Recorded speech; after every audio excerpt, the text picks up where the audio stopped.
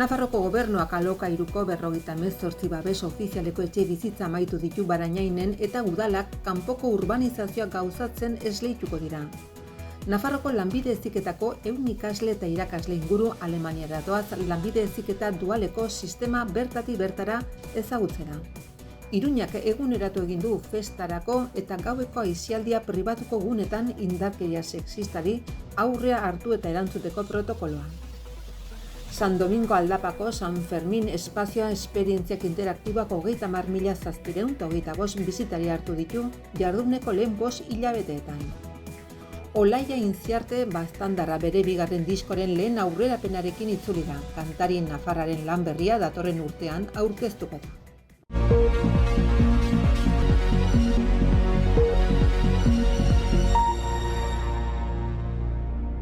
Begoña Alfaro hirugarren lehendakari ordeak eta etxe bizitza, gazteria eta migrazio politiketako kontseilariak adierazi du Navarra Social Housing Planaren 185 gauzatu dela gaur egun. Hau da, babes ofizialeko 452 etxe bizitza daude amaituta. Nasu Bintzak 2016an lehen fase baterako programatutako zuzeneko promozioko 520 etxe bizitzetatik eta 117 milioi eurotik gorako inbertsioa eginda. Alokairu babestuko foru plan honen hasierako etapa datorren urtearen hasieran amaituko da. Gaur egun eraikitzen ari diren babes ofizialeko azken 78 etxe bizitzak entregatuta. Kontseilariak aurreratu duenez, sozietate publiko horrek Barañainen amaitutako azken promoziora gaur egin duen bisitaldian. Babes ofizialeko 58 etxe bizitza dira eta Nasubintzari 75 urtez erabiltzeko Lagatako udalaren orube baten gainean eraiki dira. Etxe bizitza guztien 17 mugimen desgaitasun larria, 175 gorako desgaitasuna, terrorismoaren biktima, genero indarkeriaren biktima eta eskatzaile bakarra erreserbatzeko dira.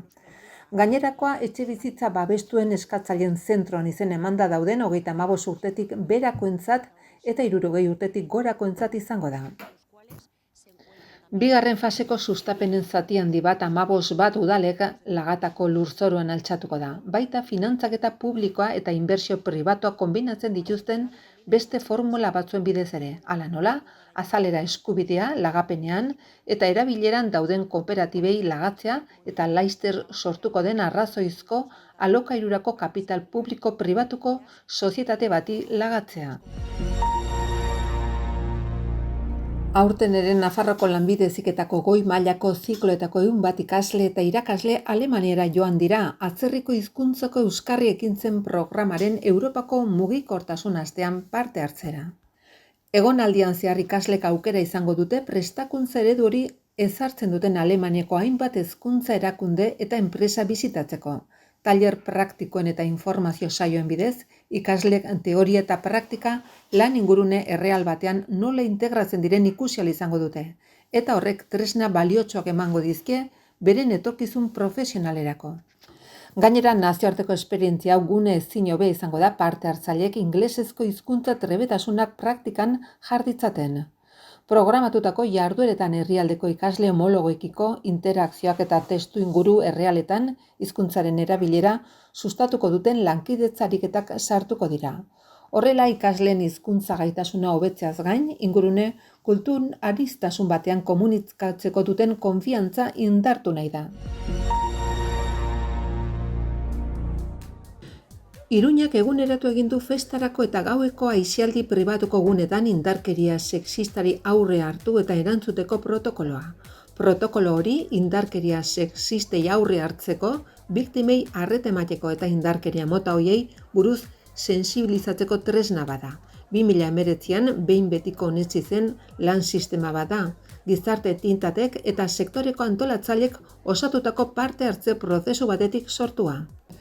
Protokoloarekin bat egin duten aisialdiko lokal eta esperientzia ez iraunkorrek konpromisok sinatu dituzte sensibilizaziorako, bezeroekin, talde profesionalarekin eta oro har herritarrekin. Eta indarkeria sexistako egoerei arreta emateko eta erantzuteko koordinaziorako protokoloaren printzipioak eta egoerak aplikatuta. Eta barne prestakuntzako prozesuak zehaztu dituzte, hala nola, egiturazko neurriak eta espazioen eta aisialdi eskaintzaren berrikuspena. San Fermin espazioan murgiltze espaziako 30.725 bizitari egin die harrera jarduneko lehen 5 hilabeteetan. Guardia Gorputzaren areto zarrean kokatutako esperientziak zeina ekainaren 13an inauguratu baitzen, abuztuan izan zuen bizitari pilaketarik handiena 11.971 persona bertaratuta, iraileko kopuruen ia bikoitza. Azken hilabete horretan 6.303 bertaratu baitziren. Bizitari kopuru horrek espazioa kokatzen du foru erkidegoan bizitari gehien dituzten baliabideen artean. Bizitarien jatorriari dagokionez, bizitarien 77% estatukoak dira eta 23% nazioartetik datoz. Estatukoen artean Nafarrak dira nagusi eta hoien atzetik daude Madridik eta Bartzelonatik heldu direnak. Nazioarteko publikoari dagokionez, gehienak Estatu Batuetatik eta Frantziatik heldu dira, eta ondoren Italiatik. Estadistiketan gizon eta emakumeen bizitari kopurua bersua jaso da.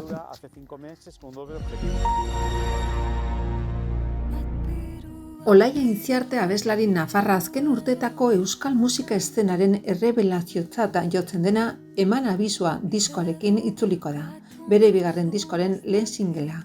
Duela 2 urte bere estrenako albunaren talkaren ondoren, Olaia askapen eta eraldatze prozesu personal batean sartzen da.